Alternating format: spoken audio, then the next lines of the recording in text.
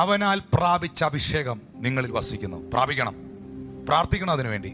ഈ ദിവസങ്ങളിലൊക്കെ നമുക്ക് ആരാധന നടക്കുന്നില്ല, ഒന്നിച്ചു കൂടി വരാൻ പറ്റുന്നില്ല. പക്ഷെ വീട്ടിൽ ഇരുന്ന് ആരാധിക്കണം. കുടുംബ പ്രാർത്ഥനയിൽ നല്ല അഭിഷേകത്തിൽ ആരാധിക്കണം. മക്കളെയും ഒക്കെ വിളിച്ച് ഒന്നിച്ച് ആരാധിക്കണം. അതിന് പറ്റുന്നില്ല, ഒറ്റയ്ക്ക് ആരാധിക്കണം. എൻ്റെ വീട്ടിലും ഒന്നും എനിക്ക് ആരാധിക്കാൻ സ്വാതന്ത്ര്യം ഇല്ലെന്നുണ്ടെങ്കിൽ ഒരു ഗ്രൗണ്ടിൽ ഒരു തുറസായ സ്ഥലത്ത് പോയി നിങ്ങൾ ആരാധിക്കും. എങ്ങാലും ആരാധിക്കണം. ദൈവശക്തി, ഞാൻ പറയട്ടെ, ദൈവശക്തി നിന്നിൽ നിന്ന് കുറഞ്ഞാൽ അത് പ്രകടമാകും. അയ്യോ എൻ്റെ പൊന്നു സഹോദര, പരിശുദ്ധാത്മാവില്ലാത്ത ഒരുത്തൻ്റെ കൂടെ 5 മിനിറ്റ് വർത്താനം പറഞ്ഞാൽ മതി, നമുക്ക് മനസ്സിലാവും.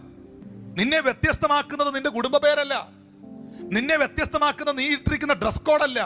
ഇനി എന്നൊക്കെ ഡ്രസ് ഇട്ട് പിടിപ്പിച്ചാലും അഭിഷേകമില്ലെങ്കിൽ യു ആർ വേസ്റ്റ് എന്ന് പറയാൻ പാടില്ല. അങ്ങനെയാണല്ലോ ബൈബിൾ പറഞ്ഞത്, ക്രിസ്തുവിന്റെ ആത്മാവില്ലാത്തവൻ അവനുള്ളവനല്ലെന്നല്ലേ റോമർക്ക് എഴുതിയ ലേഖനത്തിൽ എഴുതിയിരിക്കുന്നത്. അങ്ങനെയാണോ?